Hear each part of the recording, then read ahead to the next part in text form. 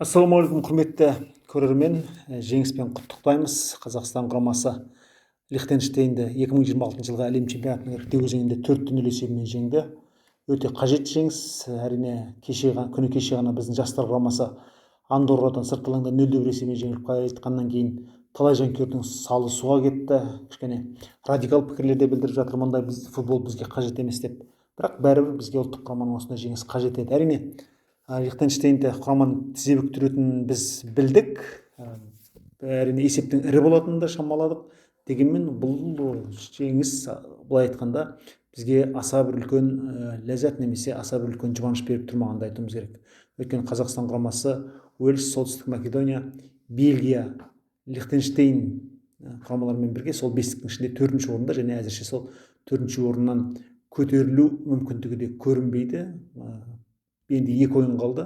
Бұл 2 ойында жеңдік деген күннің өзі 12 ұпай бізге 2-ші орынға дейін мүмкіндік беруі неғай болды. Сондықтан аса бір қатты жұбанып отырғаным жоқ. Әрине, Қазақстан ұлттық құрамасының бас бапкерін біздің федерация 29 қыркүйекке дейін белгілі еткен жоқ. Сол күні Талғат Байсуфиновтың, яғни бұған дейін құраманы 2017 жылы 2021 жылы 2 әлем чемпионатына іріктеу кезеңінде баптаған Талғат Байсуфиновке сеніп тапсырды. Былай қарағанда 2 матч деді. 2 матч емес, бұл тіпті 4 матчқа да жол созылып кетуі мүмкін. Өйткені қазір келіссөз жүргізіп жатқан 3 маманның қай-қайсысы да құрама тізгінін 2026 жылдың басынан ұстап жатса, не артық не кем дей алмас едік.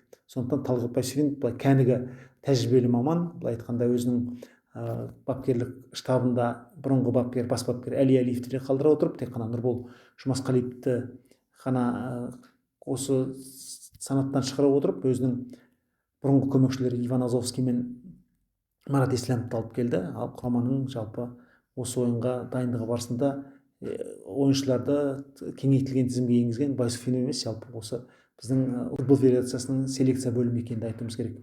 Кеше ойын алдындағы баспасөз мәслихатында Талғат Байсуфинов осы Қажымұқан Төлепберген, Әрсен Әшірбек сияқты бірқатар ойыншылардың бүгінгі ойынға тіркелмей қалу мүмкін екенін айтқан еді. Шынында да сол Сағи Совет, сол Қажымұқан Төлепберген, сол Әрсен Әшірбек, Дамир Қазалот сияқты ойыншылар бүгінгі ойынға мүлде тіркелмей қалды. Әрине, Дамирдің аздаған жарақаты барын білеміз, Сергей Малыйдың аздаған жарақаты барын білеміз. Ал Оқжетпестің ойыншыларына жалпы осы ұлттық құрамада жүру мәртебесін беруінің өзі де сенім деп бағаласақ керек. Жалпы ойынға қатысты айтатын нәрсе аса көп емес. Былай айтқан кезде Лихтенштейннің 5 кәсіпқой футболшысы қалған 6 әуесқой футболшымен бірігіп барынша қарсылық танытты. Мұхамеджан Сейсеннің қақпасына бір өте айқын мүмкіндік тудырды, бірақ ол жерде Әлібек Қасым келген допты қағып жіберді. Былай айтқан кезде басқа бір сәттерде бұл команда тәп-тәуір шабуылдағанмен жалпы шабуылды аяқтау мәселесінде көп кешігіп жатты. Керісінше біздің ұлттық құрама қанша мүмкіндікті пайдалана алмады. Екінші таймда алаңға шыққан Иван Свиридовтың өзі бір рет өкшемен, бір рет тура бағыттап, бір рет қорғаушыға тигізіп 3 мүмкіндікті де пайдалана алмады. Жалпы осы Елімайдың сапынан біраз Фейсал Мулич сияқты басқа да шабуылшылар кеткеннен кейін қазір шабуылда тәп-тәуір көзге түсіп жүрген Иван Свиридовтың құрамада бір жолы болмай келе жатыр. Сондықтан осындай денелі шабуылшы әрине алдағы ойындарға керек, бірақ нәтижелі ойыны керек. Ал Талғат Байсуфинов бұл жолы өздеріңіз байқағандай дәстүрлі 3 орталық қорғаушымен емес 2 орталық қорғаушымен шықты. Өз басым матч алдында өзіндік болжам жасаған кезде Әділбек Жұмаханов негізгі құрамнан көрінеді деп ойлаған едім, бірақ Жұмаханов 2-ші таймнан шықты және ойын барысында комментатор Дидар бауырымызды дәл аңғарғандай қарсы шабуылданда бізде Бағдат Қайыров орталық қорғанысқа шегініп, яғни 3 орталық қорғаушының біріне айналып, бұрынғы позицияға, бұрынғы өрнекке оралып жатты. Сондықтан бұл тұрғыдан келгенде құрама аса бір үлкен жаңалық ұсынды дей алмаймыз. Артқы жартылай қорғаушылар ретінде Исламбек Қуаттың оралуы да қызықты. Осы Исламбек ойынды жаман өткізген жоқ, өзі де қақпаға қауіп төндірді. Яғни Байсуфинов былай айтқанда бұрынғы ардагерлерді пайдалана отырып, Әлиевтің кезіндегі жас түлектерді пайдалана отырып жақсы нәтижеге жетті. Ғалымжан Кенжебектің дубль үшін әрине ризамыз. Былай айтқанда сол Ғалымжан 25-ші минутта кенеттен алыстан соққы бағыттамағанда біздің құрама шынында да үзіліске шейін қарсыластың қақпасының кілтін табу қиындау еді, өйткені өте жинақы қорғанып жатты. Осындай бір шынында шектен шыққан, ақылға сыймайтын бір соққы керек еді. Осыны Ғалымжан өте дұрыс пайдалана алған сияқты. Осыдан кейін қаптың аузы шешілгендей болды. бір қарағанда 4-0 деген жақсы есеп. Бірақ мынандай нәрсе көңілімізді әзірге жұбата қоймайды. Қазақстан құрамасы осы іріктеу циклында 7 гол соқса, соның 6-ын Лихтенштейнге соқты да, 1-еуін ғана Уэльстің қақпасына енгізді. Яғни былай айтқанда біздің Уэльстен өз алаңымызда 0-0 ұтылуымыз, Солтүстік Македониядан 0-0 ұтылуымыз біздің әрине ойын жақсы деп айтуға болатындай, бірақ нәтижелік жөнінен, яғни гол соғу жөнінен өте төмен көрсеткіште екенімізді аңғартады. Және осы Лихтенштейнге соққан голдар біздің осыған дейінгі соғылмаған голдардың нормасын орындап тастамас екен деп ойлаймыз. Өйткені алдағы Солтүстік Македониямен ойында бізге кәдімгі жанкешті футбол керек. Сондықтан да Талғат Байсуфин бұл тұрғыда сол гол соққан Кенжебекті де, Зайнутдиновті де алмастырып тастап, келесі ойынға сақтаған сияқты көрінеді. Ал келесі ойында өздеріңіз білесіздер, сол Дамир Қасаболат та, сол Сергей Малый да қатарға қосылады. Яғни біздің 3 орталық қорғаушымен еркін қорғануымызға мүмкіндік туындайды. Өз басым қос қапталдан мысалы Наурызбек Жагоровты бірінші минуттан күткен едім, оны екінші таймда қосты. Былай айтқанда әрине Байсуфин ешкімнен ақыл сұрамайды, бірақ негізі өзіне қажет ойыншылардың бәрін осы ойында сынап көрген сияқты. Бахтияр Зайнутдиновтың нәтижелілігі үшін қуанамыз, өйткені ол соңғы рет 2013 жылдың 17 қазанында, яғни бір аптасы кем 2 жыл бұрын Финляндияның қақпасына дубль жасаған болатын. Тұңғыш рет Хельсинкиде біздің команда жеңіске жетті Финляндияны тізе бүктірді. Бірақ содан бері міне Бешикташ сапында ойнағанда да, Динамо Мәскеуге ауысқанда да, ұлттық құрамада да Бахтияр көзге түсе алмап еді. 15-ші голын соғып мергендігін нықтай түсті.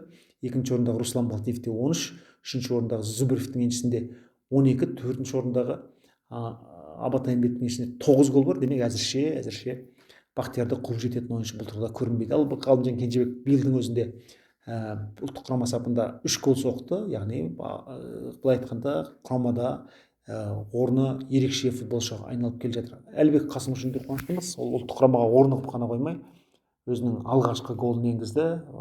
Баспен соғатындай күтіп едік, оң аяғымен әдемі енгізді. Сондықтан Әлібектің де былай мерген қорғаушыға айналып келе жатқанын білеміз. Кезінде Самат Смақов сондай 82-83 гол соққан еді. Ал бұл Әлібектің үлкен футболдағы 29-шы голы, ұлттық құрамадағы бірінші гол екенін де айтып кетейік. Тағы да қайталап айтамыз, майдан осымен біткен жоқ.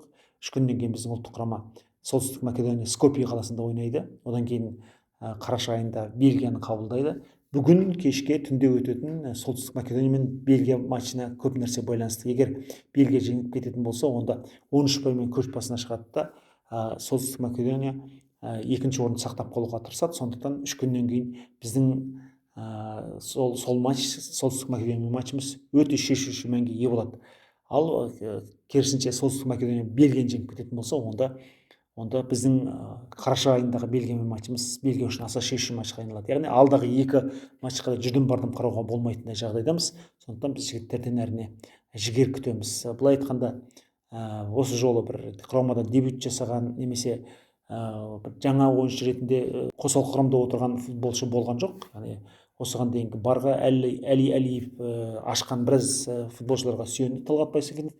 Енді осы жігіттер былай айтқанда тәжірибелі ойыншы ретінде алдағы 2 ойынға, одан кейін қараша айында болатын Фарер құрамасымен жолдастық кездесуге де тас түйін дайын болуға тиіс. Өздеріңіз білесіздер, Фарер құрамасы күні кеше ғана Черногорияны 4-0 есебімен өз алаңында жеңді.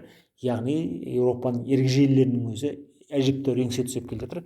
Біз осы санатта жер бауырлап қалмауға тиіспіз. Осылайша Талғат Байсуфинов бір өзі 3 әлем чемпионатының іріктеуінде Қазақстан құрамасын баптаған алғашқы және жалғыз бапкер атанып отыр. Бірақ енді қалай дегенде де құраманың тізгінін поляк маманы, не италиялық маман, не швед маман ұстайды деген сөз бар.